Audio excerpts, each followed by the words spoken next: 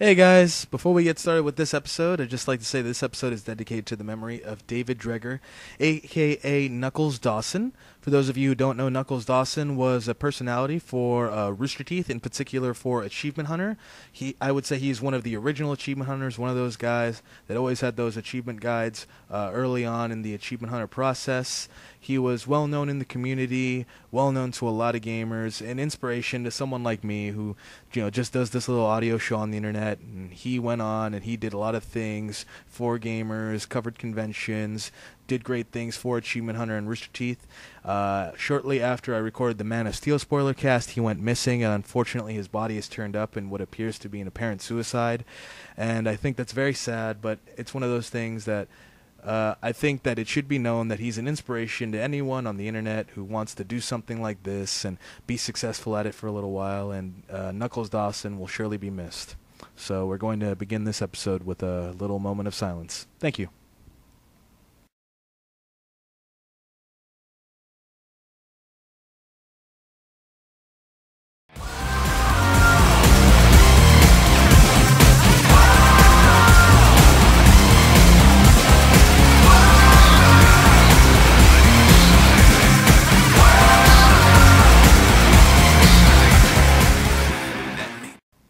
Hello, ladies and gentlemen, and everyone in between.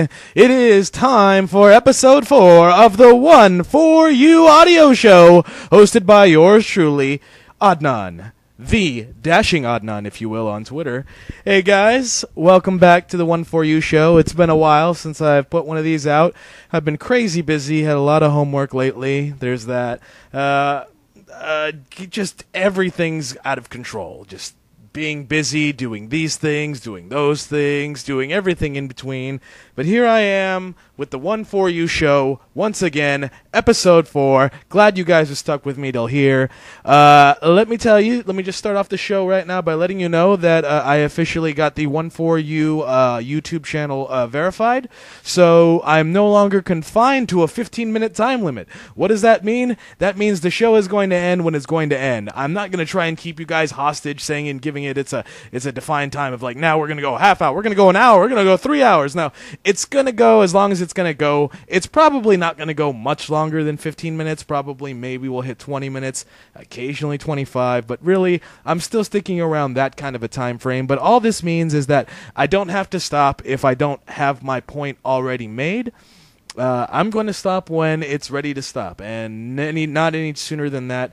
No time limit constraints, and I'm really happy for that, and I hope you guys are happy for that too, and I hope you guys continue to support the show, and I'm really glad that you guys support the show all together. But as far as where I've been, things that I've done recently, oh man, I went to Anime Expo.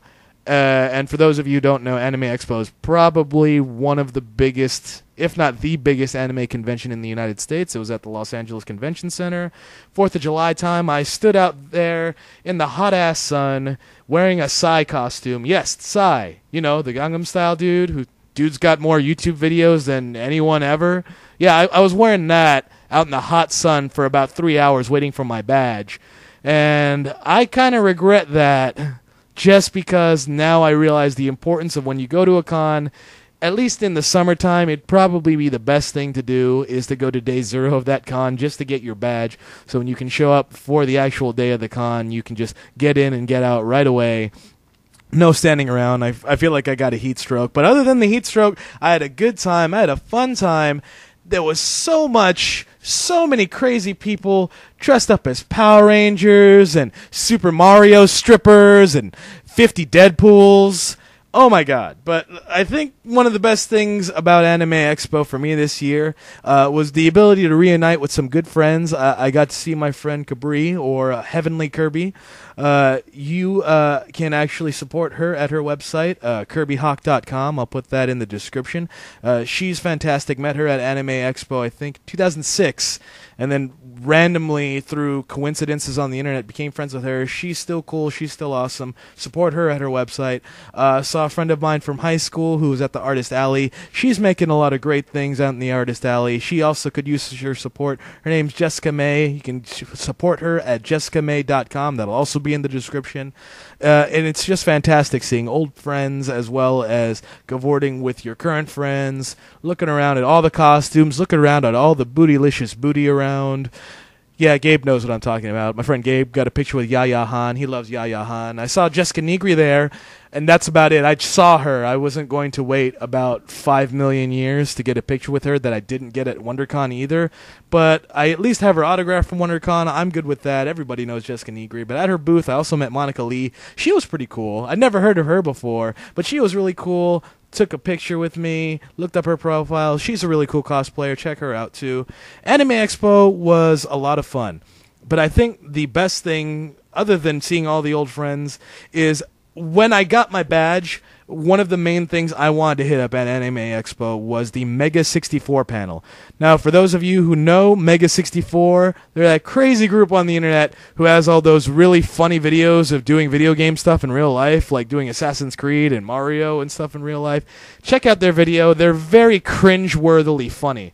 They'll make you cringe and they'll make you laugh at the stuff that they do in public. But, oh my god, like, I got my badge and I was 5 minutes till showtime for the Mega 64 panel. And I ran my ass across the convention center looking at the most chaotic map that I've ever looked at to try and find where I could find Mega 64. I eventually found it, sat down for their panel. I didn't realize that they've been around for 10 years now. Them and Rooster Teeth have both been around for 10 years now. And I'm actually really happy that a group like Mega 64 has been around for 10 years. They're a success story on the internet. They had a really hilarious panel, answered a lot of questions, met with people after the panel was done. I met him. I met Derek, and I met Garrett Hunter. Derek was really cool. His mustache is impressive in real life. Garrett Hunter is probably one of the coolest people I've ever met in real life. So shout out to Mega 64 just in general. And I'm really glad I had the pleasure of meeting them. So let's take a quick moment and let's talk about something that I have yet to talk about on the show, and that's pro wrestling. And as any one of you know, and as I've mentioned before briefly on the show, I am a huge pro wrestling fan. Although in recent months I haven't really watched pro wrestling to the extent that I would have liked to. I've been really just reminiscing on like Blu-rays that I've got. I've got the CM Punk and Undertaker Blu-rays, got some TNA, Ring of Honor stuff. I look up like Chikara matches on YouTube and such, but I haven't really been keeping up to date with what's been going on in pro wrestling. Now, before I continue, let me just state, for the record, I love pro wrestling. I am a diehard fan. Nothing is going to make me stop watching it.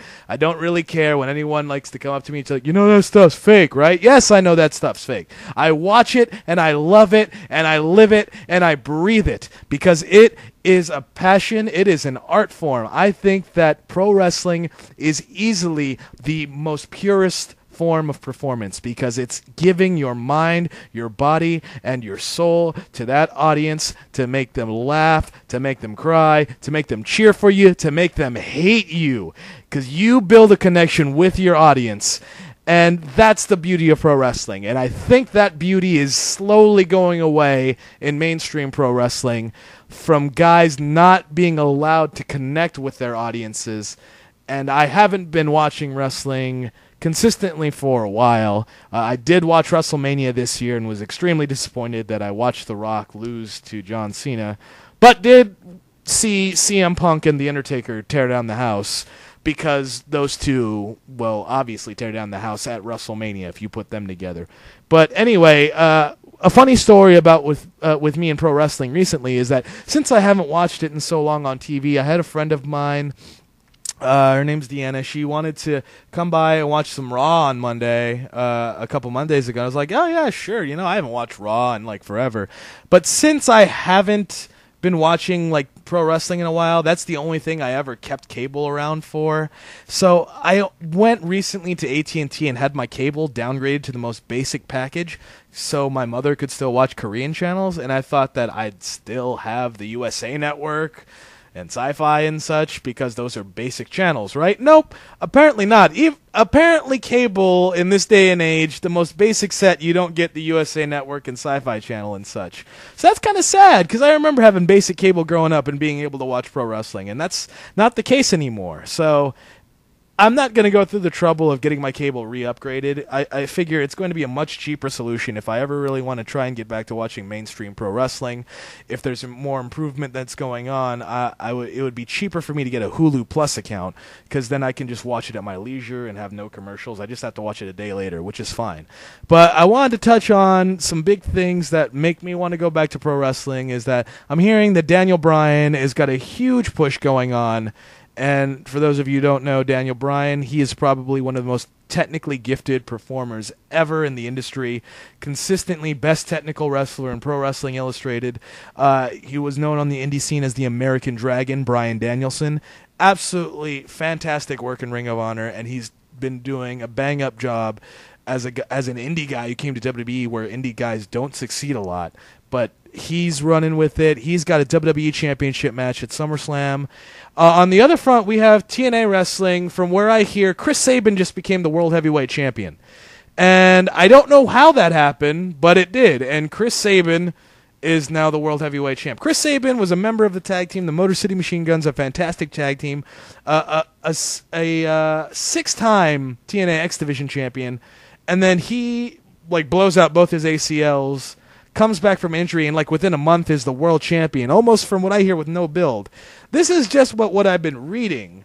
I haven't seen it myself, so I can't judge too much. I'm just very confused about that when I feel like a performer like the Fallen Angel Christopher Daniels, who's put in a long time in this business and paid hard dues, has yet to become the World Heavyweight Champion, and he's in the end stages of his career. He's in his 40s. He's still in fantastic shape and is still a 100% bang-up job performer, but he's probably not going to get that world title run I feel he deserves. And a dude like Sanjay Dutt, who's been in and out of TNA for a good portion of 10 years, he's been with the company roughly almost that whole 10 years, has yet to win the X Division title. And I find that to be kind of sad in the state of pro wrestling. But whatever the case, I feel like I'm going to come back to it soon enough. There'll probably be more conversation about it as I get there later. As of right now, I don't have a lot to say on it, but I wanted to touch on it because it's something that I want to be more passionate about, like I have been in the past. Just that I haven't been keeping up with the current product, and I can't really talk too much about it other than what I've been reading. I've literally been reading pro wrestling for months now, and that's how I've been keeping up with it. And I wish I'd seen more of it to see if it's improving or if it's going down. But I think creative in pro wrestling, the writers and such, need to let the guys be themselves, need to let them create their own characters, because that's how it works. That's how you connect with your audience. That's how the big guys get big. They connect with their audience, and they go with it, and they love them, and that's how you make money in pro wrestling. Off of these guys, if you want people to come back, you want them to connect with their audience. You don't want to manufacture a connection, because that's not always going to work. All right, now let's move on to some games. And I wanted to touch on two things. One of the big things that came out after my second episode is the Microsoft change on stance on used game policies and the always online thing, and how that happened pretty soon after I did the episode about how they had all that stuff in there before, and they totally switched around, and now you can play used games on the Xbox One, and now it doesn't have to be connected to the internet all the time. And I'm seeing people, they're all happy and they're rejoicing, and they're saying it in ways like we made a difference, like the fan outcry made a difference. I personally do not think that is the case. And here's why. The reason why I feel Microsoft did that is not because of the people. They did it because of Sony. Now, if Sony had also had the same policies of the no use games and also the always online functionality, then Microsoft would have no reason to change up its policies. What they looked at is they looked at the fact that their pre-order numbers were somewhere around 2-1, and it was not as good for the Xbox One. Although I didn't think they were horrible, I believe they did that to boost the pre-order numbers in that aspect, get more people buying the system. They didn't do it for reasons because of the people. They did it for reasons of money. Everything revolves around money. And I don't think that the people made a difference, because if Sony had done the exact same thing, neither company would be changing their policies. It's how things work. There's no reason to. in this particular case. They did it because their competition directly called them out on it, and because of that, they changed their policy so they could essentially compete with them in the market better, because they've already got the higher price point, and everything that Sony did at their press conference was done specifically and directed at Microsoft, so Microsoft had to make a move to save some face in retaliation to that. And I think that is going to help and benefit them a little bit, but I don't think that it's necessarily because we made a difference. I don't believe that one bit whatsoever. The other big thing in gaming is I just recently saw the Grand Theft Auto 5 trailer, and I didn't want to look at it. The gameplay trailer, that is. Sorry. I didn't really want to look at it, not because I'm not excited for it. I'm really excited for a game like Beyond Two Souls, and I don't want to know a thing about that because I knew absolutely nothing about Heavy Rain before I played that. And I kind of wanted to go with that in the Grand Theft Auto. But it was on the front page of YouTube one day, so I said, you know what? Let's watch the gameplay trailer. And I watched it, and I realized why people are going nuts, because Rockstar is going to try and take open world to a ridiculous level and do everything in Grand Theft Auto 5. Oh my goodness. And that is a very ambitious project. And I'm really hopeful that they can do everything they're going to show off. They're going to show off a multiplayer trailer pretty soon, and I really hope that they can do everything as good as they want to.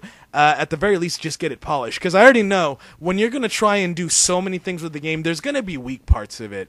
Like, the golf looks great. What if the golf sucks? Like, they got scuba diving. What if the scuba diving sucks? Like, but what if the golf is great and the scuba diving sucks? You know what I mean? So some things I feel like you're going to do so much in that game, and I feel like some of it's going to be awesome and some of it's going to be throwaway. But the fact that it's all in there is going to be an impressive feat no matter what. So if you haven't seen the Grand Theft Auto 5 trailer, I think the gameplay trailer, if you're excited as hell already, it's going to make you more excited. It's ridiculous at the amount of stuff that they showed off in that trailer and how incredible that experience is going to be. And it's definitely going to be one of the big games that's going to come out this holiday season. It's also going to be like the first one too in September. It's going to strike first, and I think that could be telling, and it could not really hinder, but definitely maybe affect the sales of the games that are coming out later. Maybe hit Assassin's Creed 4, Call of Duty a little bit,